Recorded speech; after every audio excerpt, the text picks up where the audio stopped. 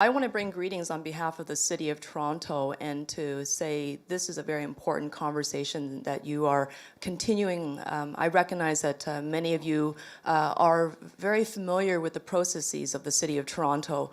And there's a lot for us to be proud of. And certainly as those of us who work in government, working in public sectors, we want to be able to continue to work with the collaborators out there who want to be problem solvers. And I think that's one of the great things about the processes that revolve around open data. And I'm actually really pleased because we actually have our open data lead here. Keith, can you put your hand up? That's Keith McDonald, everybody. If you want to know anything open data in the City of Toronto, you're going to want to talk to that guy. And he's going to be here, and he's actually one of the owners of those challenges.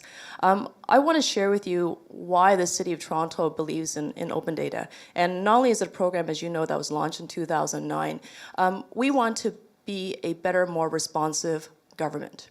I think that cities are oftentimes where innovation is taking place. We work with our provincial and federal partners to try to solve problems, try to come up with solutions that residents expect from us. And it's all about trying to improve the quality of lives for the people that we represent. And we can't do that alone. And that's why when we put out data, when we put that out before you, and I know you guys all pronounce it differently as well, but when we put that out, we want someone to help us understand it. And we have to be responsive. And oftentimes there is so much data out there. And we want to demystify it. And we want to be able to apply the innovative solutions and to be a part of the conversations that bring us the solutions that will make lives better for Torontonians, for Ontarians, and for Canadians. And there are some real examples of how we can do this.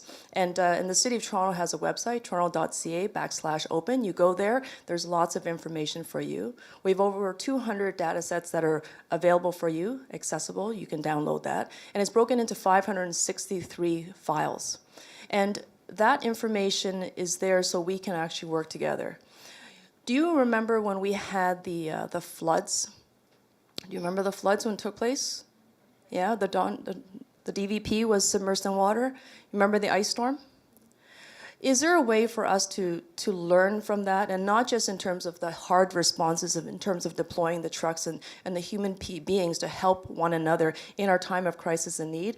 Is there a learning and opportunity from that moment? And what can we do to move forward that the next time these storms take place, and these 100-year storms are now becoming more frequent, as you know, with extreme climate change. They're now becoming 75-year storms and 50-year storms. How do we actually respond to those emergencies better? How do we engage in mass communication using open data to make sure that the residents get the information they need so that they can be responsive? Like, there are so many ways for us to look at opportunities to collaborate. There's 2 projects that I'm working on, and Charles mentioned one of them. But there are 2 projects I'm working on that are particularly important to me. It's something that I really care about, and I think that's going to be something that's going to change the face of the city. The first one is Revitalize Yonge Street. So we are literally on Yonge Street. And I'm sure that many of you recognize that Yonge Street today does not function as well as it can. It just doesn't.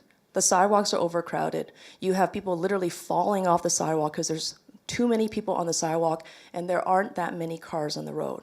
And we have all the data in the world to demonstrate that we can actually try to reallocate the geography on the roadways and on the sidewalk to repurpose them so it actually makes more sense for the way we use and live in our cities. Now, beyond the physical design of the sidewalks and beyond the architectural lens and how we build our urban landscape, is there another way for us to use the data that we have to ensure that we can make sure that transportation needs are dealt with, that the facilities and loading services that the businesses require are going to be made available, that we can actually build spaces for people so there's actually more than just pass-by space. There is an opportunity here to use that data. And you get to be part of the solution that then brings us to a place where we get to execute it. It gets to be built. This is not a problem out there that doesn't get built. And that's what's so exciting. It's not like we're going to create these abstract solutions that maybe hopefully someone will adopt. If you take on the challenge of helping us repurpose, redesign Yonge Street to make it functional and aesthetically beautiful, where it works for everyone, then actually that is a really cool thing. Expo 2025 is the World's Fair that we're trying to bring to Toronto. It will actually be located in the Portlands, and I'll finish with this point because it's actually really important. We're talking about building a future city within a city. Over 800 acres of prime waterfront land opens up the central waterfront. We all know what we've done wrong in city building. We all know what we need to do better the next time round. There's an opportunity here to build a brand new city within a city on the water's edge. Given the information that you know, and given the opportunities that are here in this room, partnerships and collaboration, and those across this country, would we build a city today the way we built it 150 years ago? 200 years ago? Would we? There's a very good chance that we wouldn't.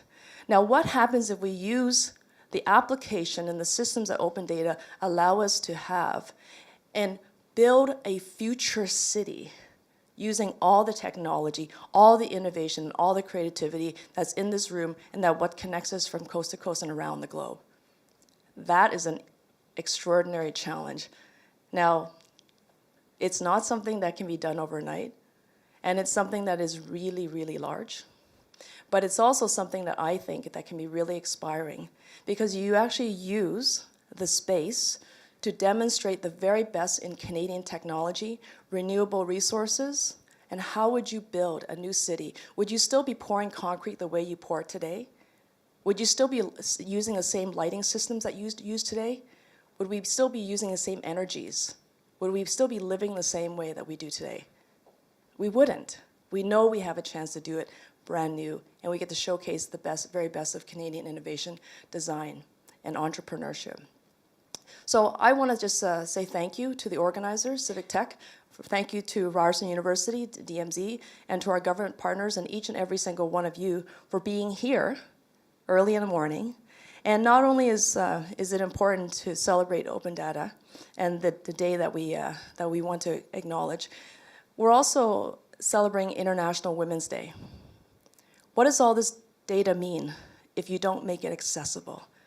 And if you don't actually use it to improve the quality of people's lives? So how can, just as a challenge, my challenge to you is International Women's Day. 52% of the population are women. What are you going to do today on Open Data Day that's going to make a small improvement in the lives of women and girls? Celebrate us too. Celebrate you. Thank you very much.